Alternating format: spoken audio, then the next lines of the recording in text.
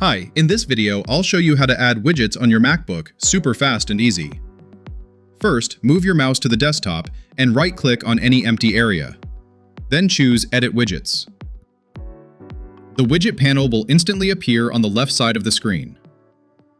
Here, you'll see a lot of built-in widgets like weather, battery, calendar, clock, notes, and reminders. Just click on any widget you like and it will appear right on your desktop.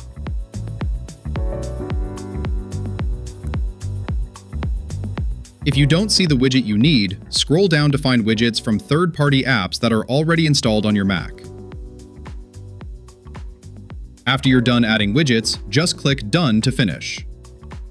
Your widgets will now stay on the desktop so you can quickly check important information.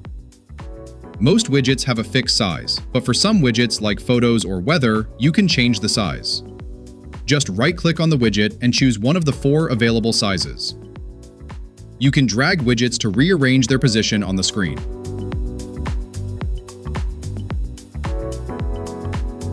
If you want to remove a widget, right-click on it and choose Remove Widget.